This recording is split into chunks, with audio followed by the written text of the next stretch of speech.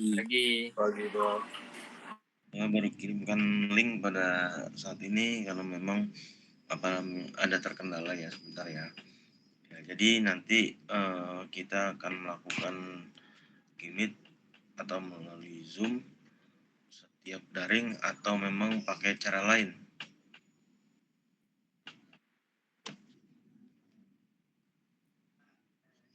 Halo. Iya Pak. Ya, setiap daring kita mau Meet atau mau pakai cara lain atau WA group atau LMS.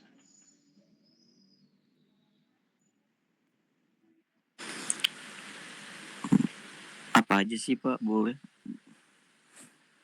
Oke, baik. Ya wis. Oke, kita masuk ke bab pertama ya.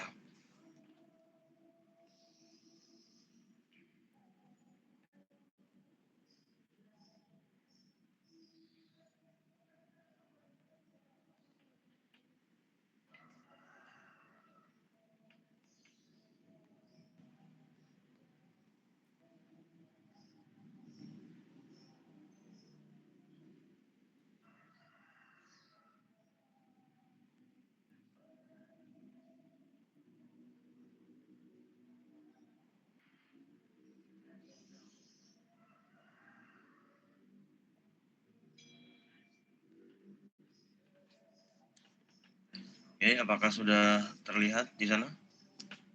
Sudah Pak. Sudah. Oke, kita mulai. Sebelumnya dulu sudah mendapat materi teknik kompilasi belum? Belum ya?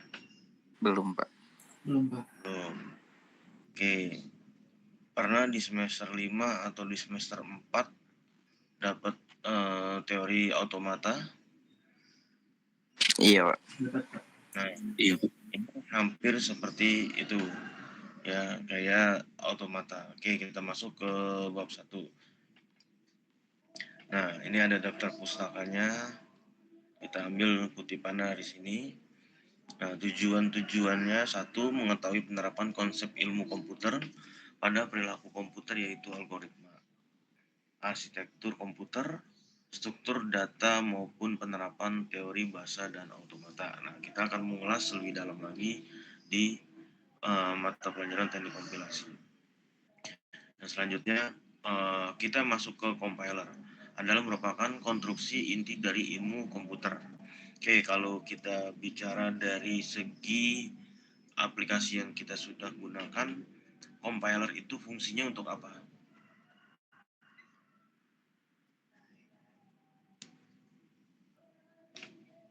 Ada yang tahu compiler?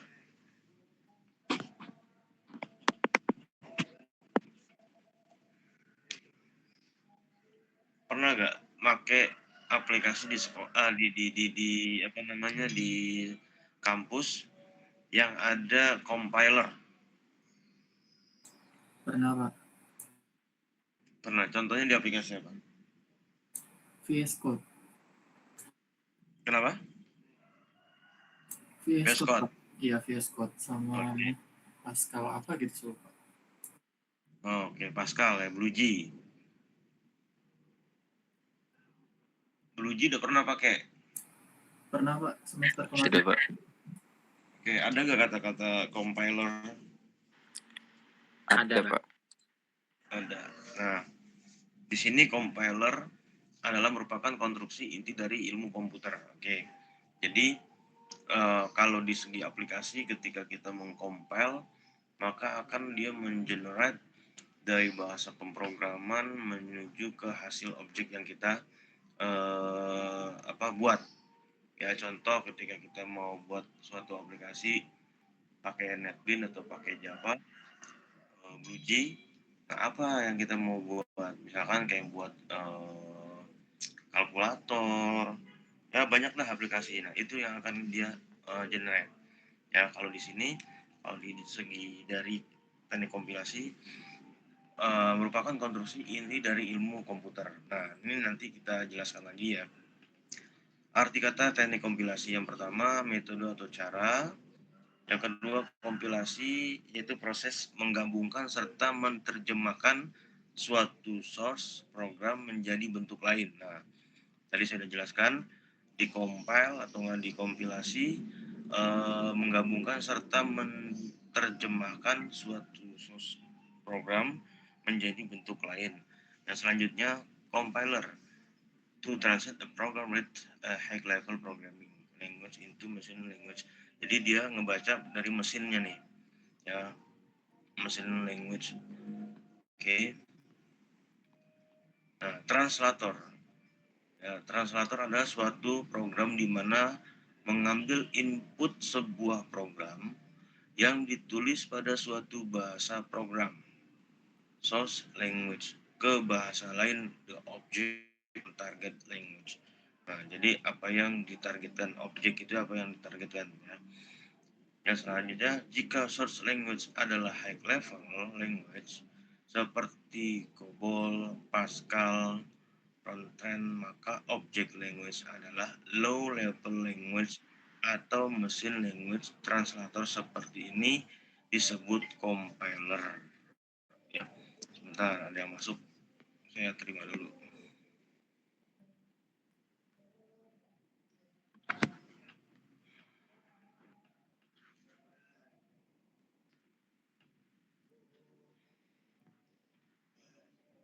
Ya. Nah, ini adalah compiler. Jadi pernah di semester 1 kalian dulu belajar Pascal? Pernah, Pak. Nah, ini masuk nih. Jika Rasulullah adalah high level language seperti COBOL atau Pascal, front end, maka object language adalah low level language atau mesin language. Nah, ini adalah pertama kali kalian mengenal suatu program atau aplikasi, yaitu caranya mengenalkan dengan cara aplikasi Pascal. Itu bahasa dasar, tapi mendekati bahasa C, ya, Pascal itu. Nah, jadi kalian diterapkan untuk mengetahui fondasi awal kita mau membuat suatu aplikasi.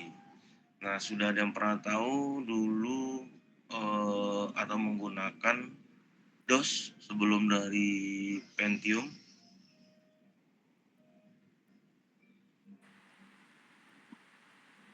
Sudah ada yang pernah? Belum pernah, ya. Nah, Pentium itu kan keluar kalau nggak salah tahun 9 berapa gitu, saya lupa lah. Nah, sebelum itu kita diarahkan menggunakan DOS. Ya, itu saya belum ngalamin. Ya, saya belum ngalamin, tapi kita tahu bahwasannya sebelum masuk ke Pentium itu adanya DOS. Ya, tampilan DOS sama seperti kayak kita main di CMD. Ya, CMD misalnya kita mau main ke dalaman lokal C atau D. Nah, cara penyimpanan atau main di crate dulu di semester 4 mungkin ada tuh main CMD database. Pernah? Pernah, Pak. Nah, itu DOS hampir seperti itu, sama seperti itu. Ya, itu tampilan DOS. Nah, sekarang udah diperbarui sampai dengan ya keberapa nih sekarang? Dari DOS Pentium 1, 2, 3 sampai dengan ke sekarang. Jadi semakin kemari semakin baik. Oke, selanjutnya kenapa perlu translator? Oke, dengan bahasa mesin adalah bahasa bentuk bahasa terendah komputer. Berhubung langsung dengan bagian-bagian komputer seperti bits, register, dan sangat primitif. Jawaban atas pertanyaan ini akan membingungkan bagi programmer yang membuat program dengan bahasa mesin. Bahasa mesin adalah tidak lebih dari urutan 0 dan 1. Ya, berarti yang kita tahu ini kita berbicara, apalagi programmer ya, berbicara dengan bahasa mesin. Suatu aplikasi yang kita mau buat biasanya itu digerakkan dengan bahasa mesin, tapi sudah dipermudah ya dengan cara yang lain kayak kita main NetBeans, web, atau enggak yang lain-lainnya. Nah, dengan cara menuliskan create new table, maka dia akan membuat table baru gitu. Nah, sebenarnya dengan cara seperti itu komputer tidak melihat itu create new table, tapi dia melihatnya dengan angka 01 atau angka yang disebutnya apa? Bilangan apa? Bilangan Benar. Nir. Nah, itu mesin itu mengetahuinya itu. Contoh huruf 1, angka 1 aja. Kita tahunya, manusia itu tahunya 1 itu ya angka 1, 2 ya angka 2, huruf A ya A, B, C sampai segala macam. Nah, ini udah diterjemahkan, dimudahkan ke bahasa manusia. Tapi komputer itu, mesin itu tidak mengenal huruf A, tidak mengenal huruf B, tidak mengenal 1. Ibarat kata ditranslate lah dari bahasa mesin ke bahasa manusia, bahasa kita. Ya, makanya komputer itu mengenal bahasa biner atau bahasa mesin 01. Contoh yang sudah ada seperti 110, 01, 1101. Nah, itu seperti itu. Ya, kita nggak pernah tahu A itu bilangan binernya berapa. Ya, sekarang berapa banyak IT yang harus menghafal bilangan biner atau bahasa mesin ya untuk menciptakan suatu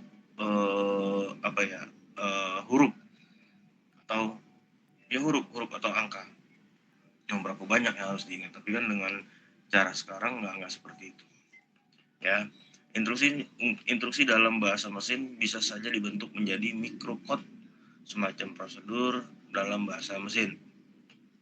Bagaimana dengan orang tidak bisa bahasa mesin? Nah, makanya yang sekarang itu sudah dimodifikasi dengan cara-cara ya sudah diterjemahkan lah. Oke, di sini ada beberapa translator. Yang pertama assembler. Source code adalah bahasa assembly. Object code adalah bahasa mesin. Nah, ini .asm assembly diassemblykan, maksudnya ditranslatekan, keluarin nanti object code atau .exe atau .com. Ya, yang akhirnya ketika kalau di NetBeans itu dijarkan ya bentuk jar, tapi kalau di Delphi itu bentuk hasilnya .exe, kalau web.com ya seperti itu. Yang kedua, source code adalah bahasa tingkat tinggi, object code adalah bahasa mesin atau bahasa assembly. Source code dan data diproses berbeda. Tuh, ini kita lihat dari compiler. Ya, compiler itu banyak awalannya, tapi menuju akhirnya sama, mengeluarkan hasil objek. Ya, yang pertama kita punya data dulu. Apabila data kita punya, kita akan membentuk suatu source code. Terus selesai kita compile. Setelah kita compile, apakah dia membaca objek code-nya benar? Jika memang iya, maka dieksekusi. Nah, setelah dieksekusi, data dan objek itu akan dieksekusi, maka keluarlah hasil. Oke, yang ketiga interpreter. Interpreter tidak menghasilkan bentuk objek code, tetapi hasil transaksinya hanya dalam bentuk internal, di mana program induk harus selalu ada beberapa dengan compiler. Nah, ini ada dua masukan, source code dan data. Ya, source code-nya seperti coding, datanya sudah ada, nanti di translator menjadi hasil. Ini namanya interpreter. Ya, kita bisa lihat gambarnya. Oke, gantian baca. Saya pilih ya.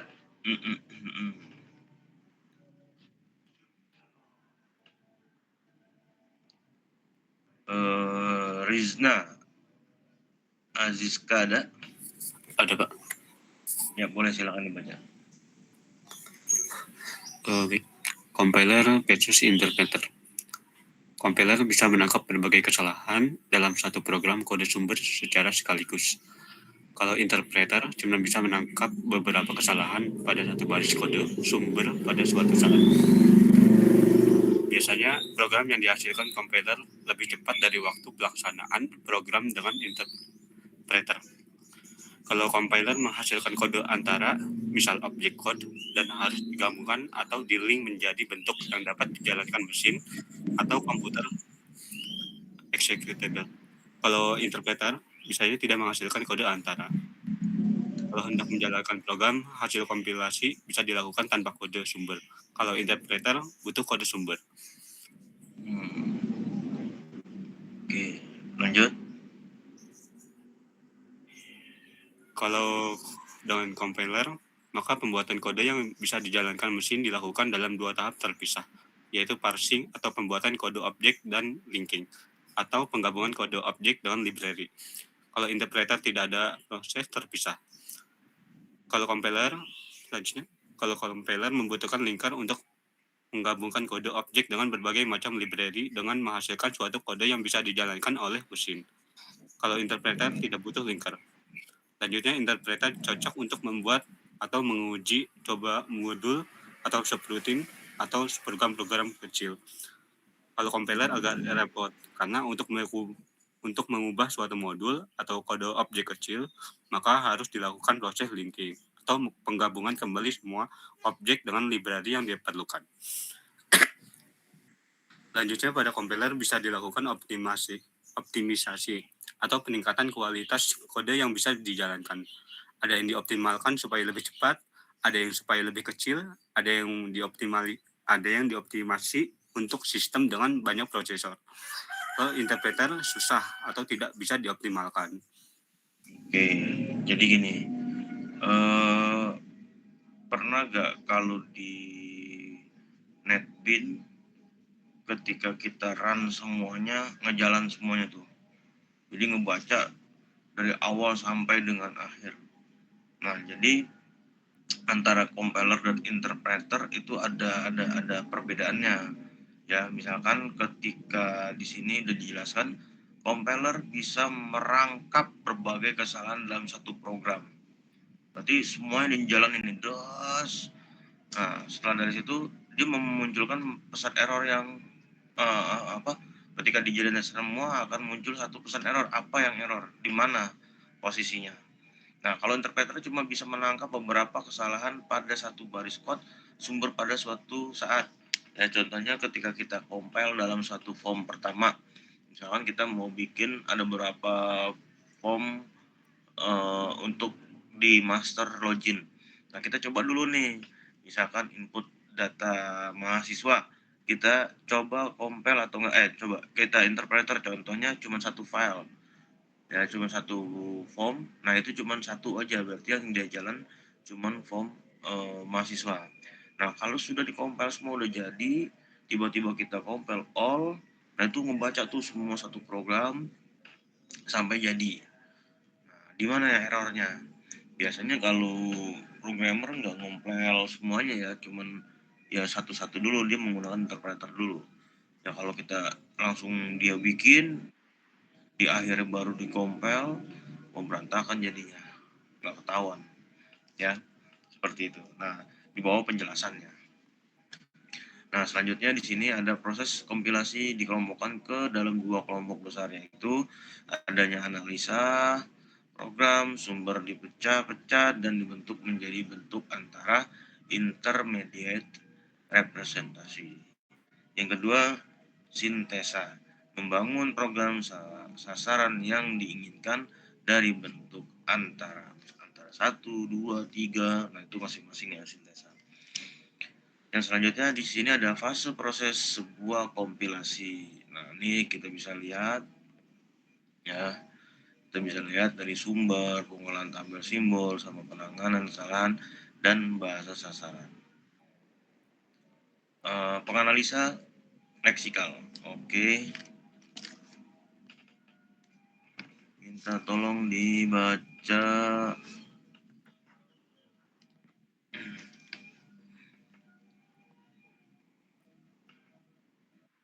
Farda ada Farda.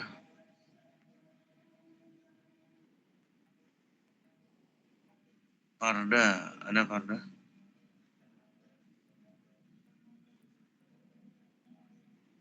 Farda.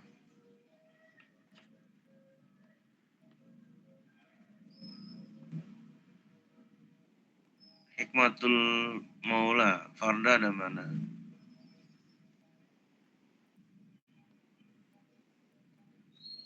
Ini tapi ada nih, masuk ke Gimit.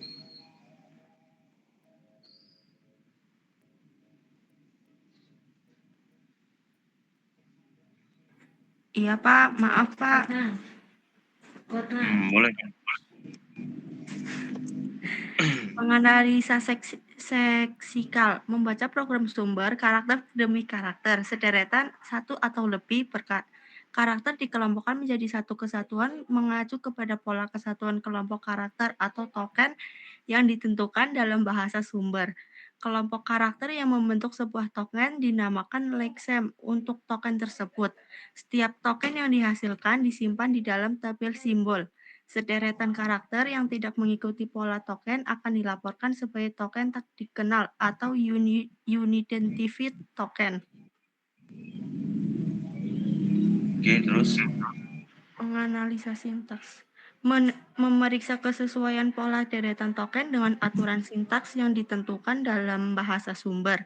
Sederetan token yang tidak mengikuti aturan sintaks akan dilaporkan sebagai kesalahan sintaks atau sintaks error. Secara logika, deretan token yang bersesuaian dengan sintaks tertentu akan dinyatakan sebagai pohon parsing atau parse tree. Oke. Ya. Di sini nanti ada kata sintak error.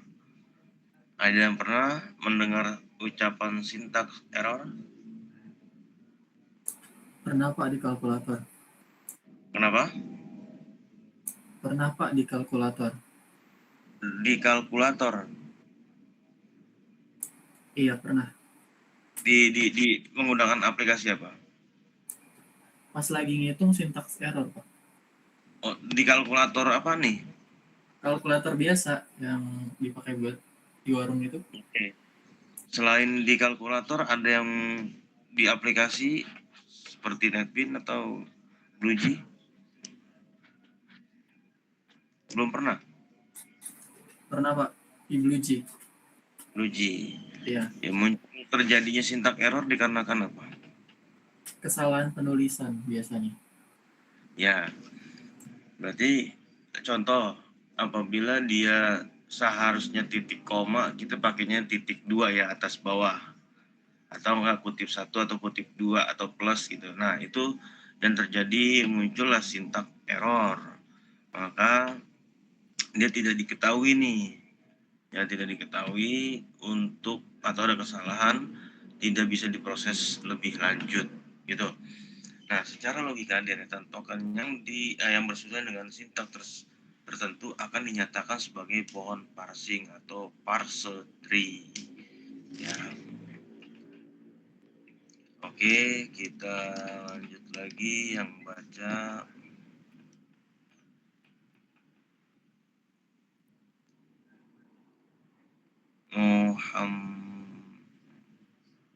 Muhammad Zulfan ada? Muhammad Zulfan.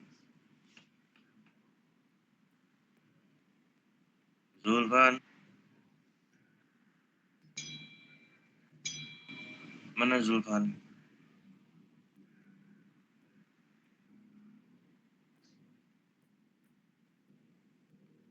Halo. Zulfan.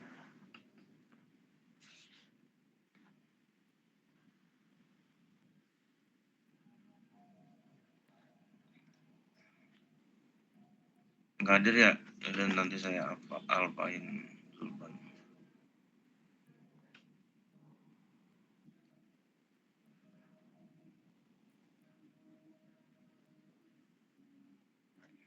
Putri ada Putri? Ada Pak. Boleh silakan Putri Nirmala dibaca. Baik Pak. Penganalisa semantik, memeriksa token dan ekspresi dari batasan-batasan yang ditetapkan. Batasan-batasan tersebut misalnya A. Panjang maksimum token identifier dengan 8 karakter. B. Panjang maksimum ekspresi tunggal adalah 80 karakter. C. Nilai bilangan bulat adalah min 32768 sampai dengan 32767. D. Operasi aritmatika harus melibatkan operan-operan yang bertipe sama. Oke, terus Membangkitkan kode antara intermediate code berdasarkan pohon parsing. Pohon parse selanjutnya diterjemahkan oleh suatu penerjemah yang dinamakan penerjemah berdasarkan sintaks atau sintaks dictated translator. Hasil penerjemahan ini biasanya merupakan perintah 3 alamat, 3 address code, yang merupakan representasi program untuk suatu mesin abstrak. Perintah 3 alamat bisa berbentuk quadruples of R1, R2 result, triples of R1, R2. Ekspresi dengan satu argumen dinyatakan dengan menciptakan arg2 dengan strip dash. oke. Ya, jadi ARG itu argumen ya, argumen 1, argumen 2, result, triples, operasi. Nah, seperti itu. Nanti kalian bisa lihat. Oke, pengoptimalisan kode, silakan. Lanjut.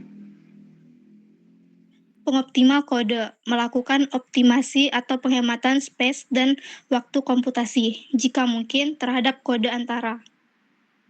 Oke. Pembangkit kode mesin. Pembangkit kode mesin membangkitkan kode dalam bahasa target tertentu, misalnya bahasa mesin. Nah. Oke, gantian. Zulpan mana? Zulpan tadi masih ada nggak? Zul?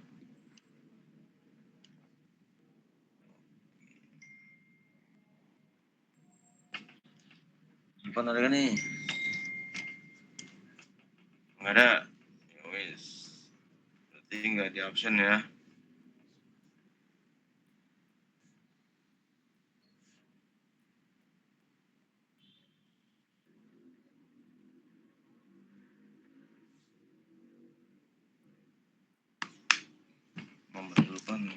Muhammad Zulpan ada? Zulpan mana Zulpan?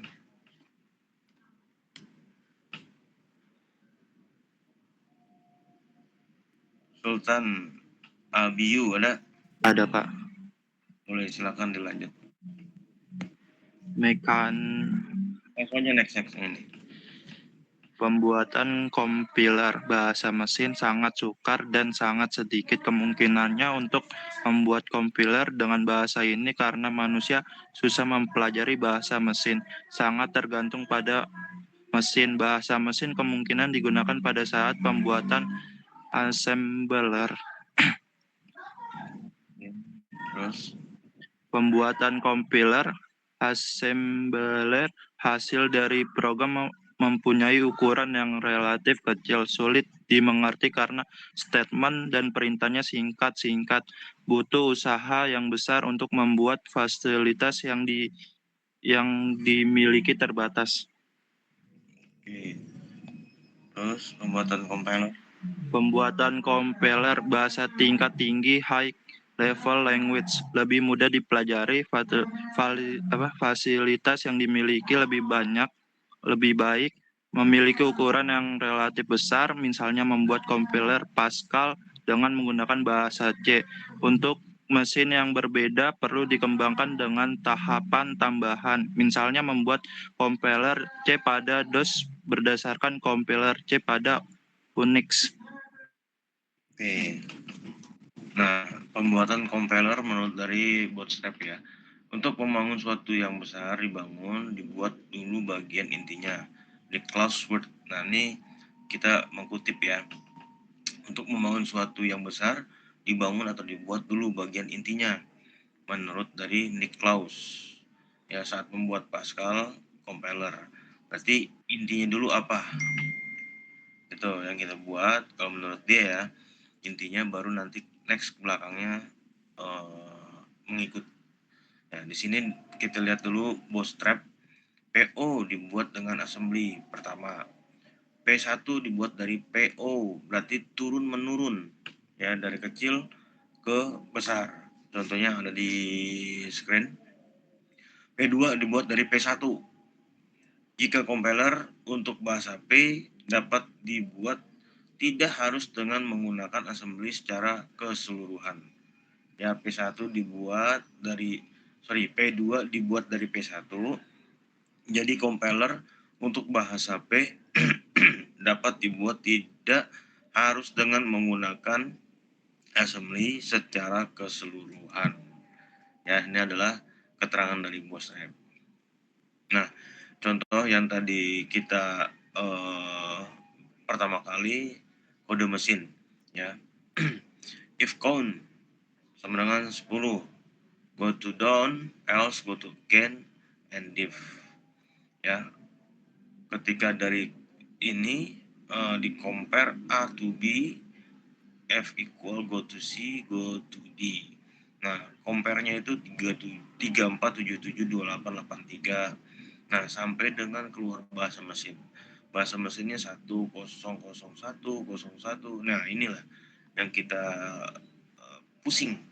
Sangat-sangat pusing untuk memahami bahasa mesin. Contoh dari source program ke dalam kode mesin. Nah, ini dipecah nih dari bahasa codingan, di compare menjadi huruf dan angka. Nah, sampailah keluar bahasa mesin. Ya, seperti itu. Makanya kita belajar suatu komputer, kalau kita tidak tahu membuat aplikasi dasarnya komputer itu agak bingung. Ya, teknik-teknik yang kalian tidak dapat, ya nggak akan bisa berjalan. Ya, karena dasarnya itu belum kalian punya. Gitu. Ya, ada mau bertanya sebelum saya tutup?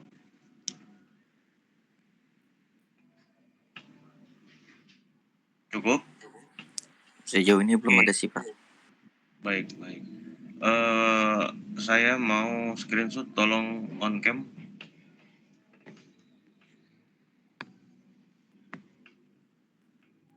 Silakan di on cam. Sekalian saya absen.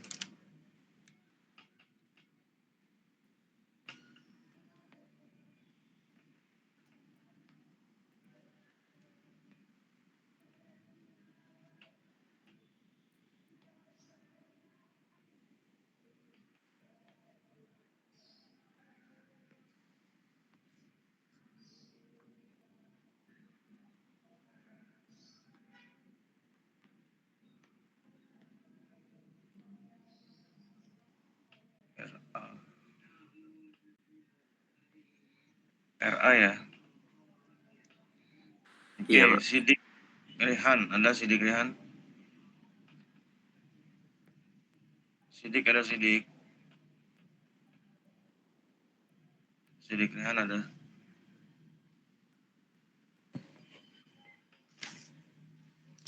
Sidik ada kan nih?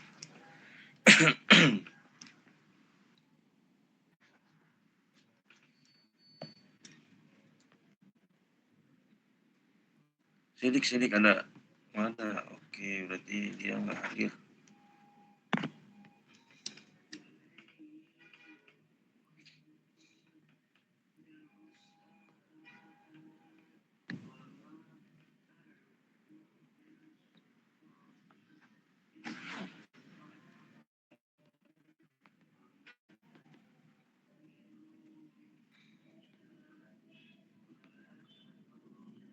Oke, Arya Eka Setiawan.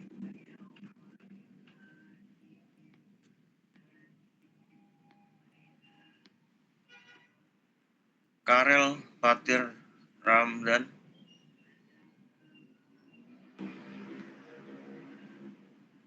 Rifki Alisba.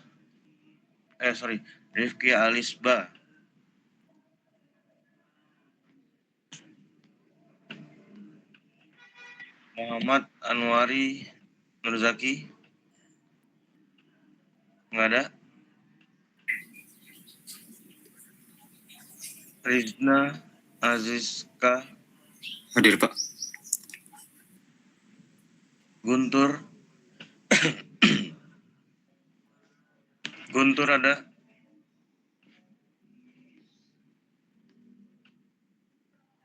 Muhammad Rifki,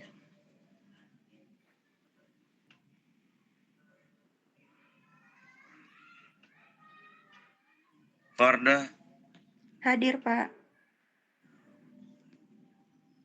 Muhammad Rafi, Hadir, Pak. Muhammad Aryan, Hadir, Pak. Naya,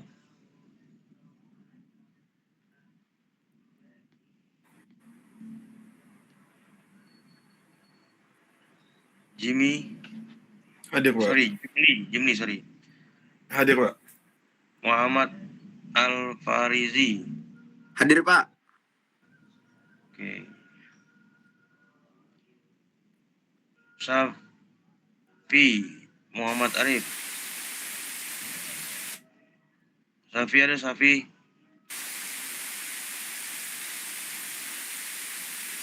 Ada itu Pak Safi Pak. Ada. Rusak itu mic kayaknya. Muhammad Zulfan. Hadir, Pak. Zulfan. Ini tadi yang saya tarik suruh baca nggak ada nih ya.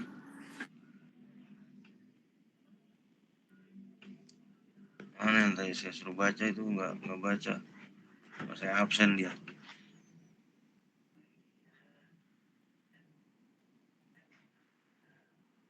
Ya Muhammad Zulfan tadi kamu nggak baca Zulfan? Ya maaf Pak, tadi saya lagi di kamar mandi Pak. Hah? Maaf Pak, tadi HP-nya tinggal Pak. Puasa lo? Lagi di toilet Pak, maaf Pak. Oke. Sabila. Hadir Pak.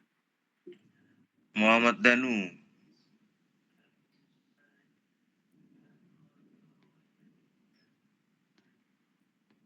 Putri Nirmala. Hadir, Pak. Sultan Abiyu. Hadir Pak. Julfi. Muhammad Fauzi. Hadir, Pak.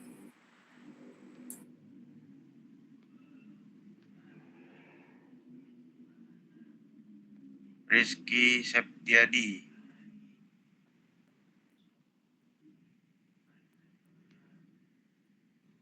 Ainur Rahma. Hadir, Pak. Muhammad Alif.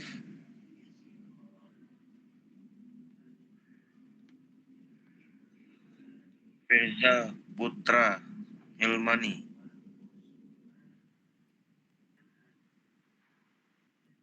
Nabila. Saya, Pak. Fajar Ramadan.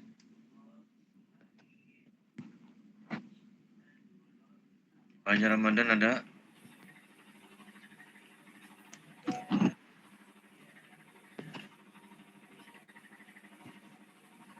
Fajar Ramadan tidak ada. Ferry Kadafi. Ya Pak. Muhammad Iqbal.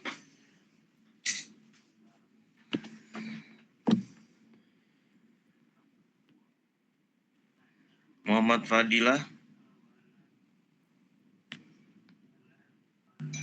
Beni. Ada Pak. Rama. Hadir Pak. Andri Firman. Saya Pak. Rezi.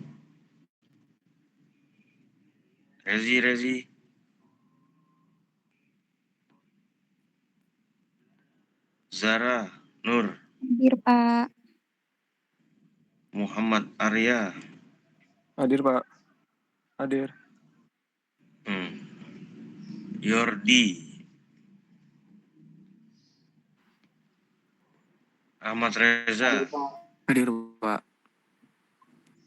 Oke.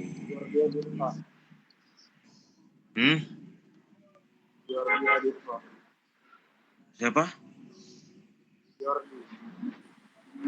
Yordi Johannes.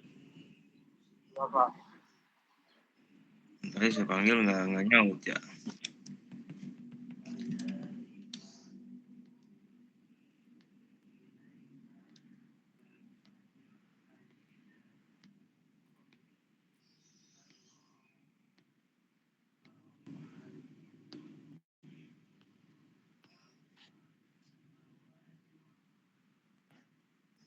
Oke, 24 hadir. Coba minta dinyalakan on cam semua.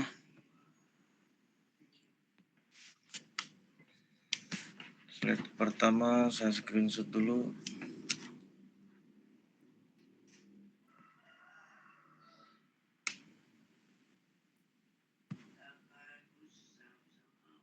Mana mukanya? Kagak ada mukanya pada. Jidat yang ada. Saya ketutup monitor, Pak. Tutup monitor. Iya, laptopnya Oke. juga monitor soalnya. Oke. Slide pertama dari Yordi sampai ke Muhammad nih.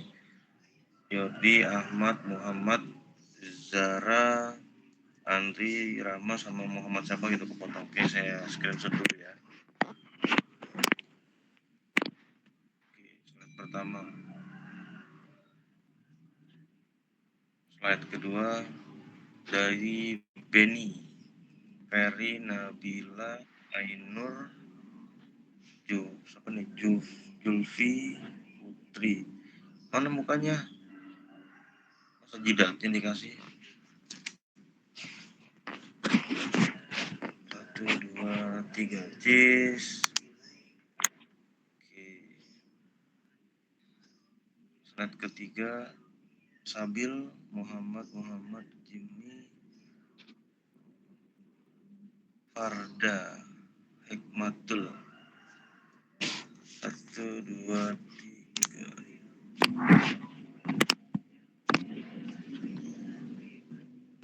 Terakhir, Rizna, Rangga, Safi.